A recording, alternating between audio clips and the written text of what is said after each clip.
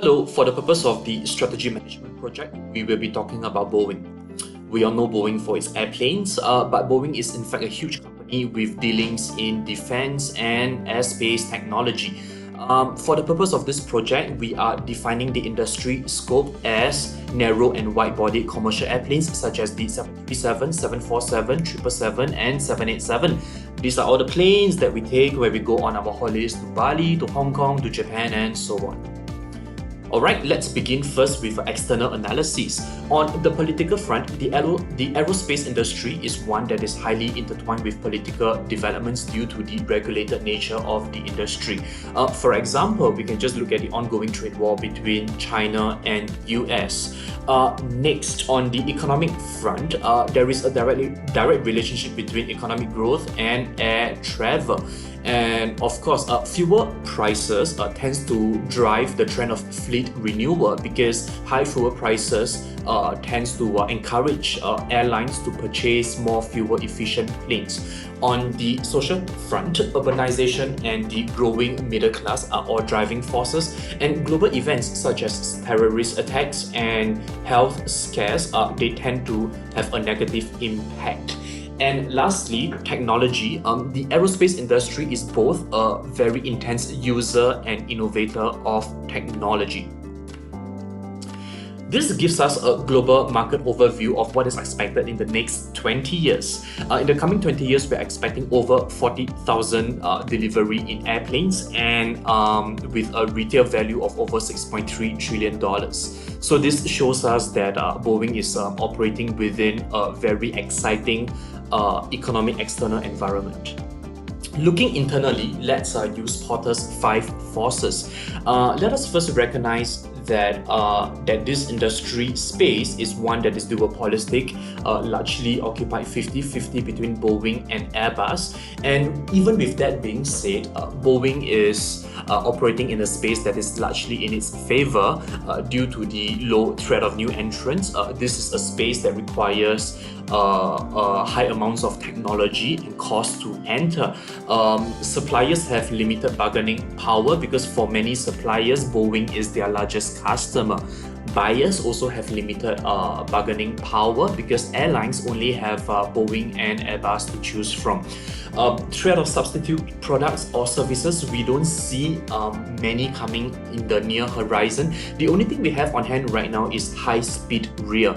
But even with that being said, high-speed rail serves only travel within the continent. When you talk about cross-Atlantic travel, we still need aeroplanes. The only factor that may be against Boeing's advantage over here would be rivalry amongst existing competitor. Once again, due to the duopolistic nature of the industry. Next, let's take a look at Boeing's core competencies. Boeing has astute customer knowledge and focus. Time and time again, they have proven to be extremely accurate in terms of developing products that meets future market trends. They are also global leaders in the area of cost-efficient design and lean processes. And they are one of the few conglomerates that have been successful in large-scale system integration. So what do we mean by that? Let's look at this slide. We can see that Boeing has an extended global supply chain comprising 5,400 factories and 500,000 people throughout the world. So this tells us that Boeing has a very strong buy strategy instead of making all components by themselves. This is a model of the 787 plane, and it shows us how the parts are sourced from all over the world. You have got airplanes coming from Mitsubishi, Japan, fuselage coming from Italy, and engines coming from Rolls-Royce in Dhabi and more recently in Singapore. To give you an idea of how complicated the industry is, even looking at the engines itself, Rolls-Royce depends on the external supply chain for 80% of the engine component. So right now we're only talking about an engine. So can you imagine how complicated it is to put an entire plane together? We shall next look at Boeing's business, corporate and international level strategy. For a start, business. Boeing has an integrated cost and differentiation strategy. In the area of cost, Boeing leverages its core competencies in the area of cost-efficient design and lean processes to enable cost savings at all parts of the manufacturing process. This allows Boeing to reinvest cash savings back into R&D for future products. We earlier mentioned that Boeing has a core competency in the area of customer knowledge and focus, and this allows Boeing to differentiate itself with very focused product. For example, while Airbus was focusing on gigantic planes such as the A380, Boeing decided on a slightly different strategy for small and medium-sized planes such as the 737 and 787. And we have learned from recent news that Airbus has stopped its A380 program. So kudos for Boeing in getting this. On corporate strategy, this can be largely divided into backwards integration and forward integration. The backwards integration drive was largely triggered by the 787 project in the early 2000s. Back then, Boeing realized that a lot of its production delays and manufacturing errors were attributed to its external supply chain, and that was when Boeing decided to in-house a lot of core functions to mitigate risks and to build internal capabilities. And when the new CEO joined in 2015, that was when Boeing decided to go in a forward integration drive to reap cash across the entire life cycle. They were already making money from selling the airplanes, and they decided to take it one step further to also make money from servicing the airplane. And with that, Boeing set up its after-sales servicing business unit. Boeing's international strategy can be largely attributed to the need to seek efficiency and strategic positioning. Boeing needs to have a global supply chain network in order to leverage raw resources all over the world, and very importantly, engineering talent that the US itself cannot sustain.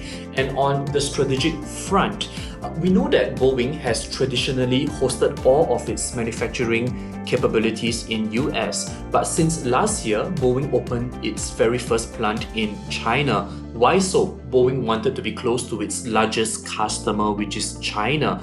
But due to intellectual property concerns, you can see that Boeing has very intelligently decided to keep core manufacturing capabilities in the US, while the plant in China focuses mainly on finishing processes such as coating and painting, which is not necessarily high-tech, and logistic services.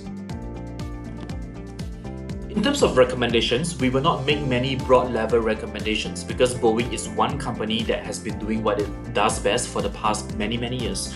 But on a closer note, we would recommend that Boeing be more thoughtful in its forward and backwards integration drive. We learned from finance that one should not pursue growth for the sake of pursuing growth. So we would recommend for Boeing to put some focus on quality growth instead of quantity growth. And on top of that, we would recommend for Boeing to continue on its drive to build internal capabilities. At the same time, to be thoughtful about mitigating risk that comes with in-housing, and at the same time, in light of recent developments, to rededicate its efforts on quality. Talking about recent developments, we would assume that everybody would be thinking about the recent two crashes involving Ethiopia and Lion Airlines. So let's speak briefly about that. To date, only one airline, Garuda, has attempted to cancel its order for Boeing 737. And tada, look at what has happened recently. Garuda has decided to backtrack and stay on with its order with Boeing. Why so? Because as we have earlier mentioned, this is a highly duopolistic industry between Boeing and Airbus. Buyers like Garuda, Lion Air, and all other airlines have very limited buying and bargaining power. So they choose not to go with Boeing, they will be sacrificing their business because both Boeing and Airbus have got order backlogs that stretches many years. So the focus is on getting planes so that you can start flying as soon as possible and start making money. Let's look at the share prices for Boeing. The orange line demarcates March 2019 when the crash happened. Yes, there were some drop in share prices after that, but you can see that Boeing has made a strong recovery after that. And on the broader 3-year horizon, this has done nothing much to defray Boeing from its winning streak. So with that being said, we don't believe the recent incidents would be of huge impact to Boeing. Revenue and orders will continue to come in. But what may happen is that in light of this incident, Boeing may face further regulatory and approval hurdles in its products. So yes, there will be some delays here and there, but we do not foresee huge impact. So with that, thank you for listening in on our presentation for Boeing. Bye bye.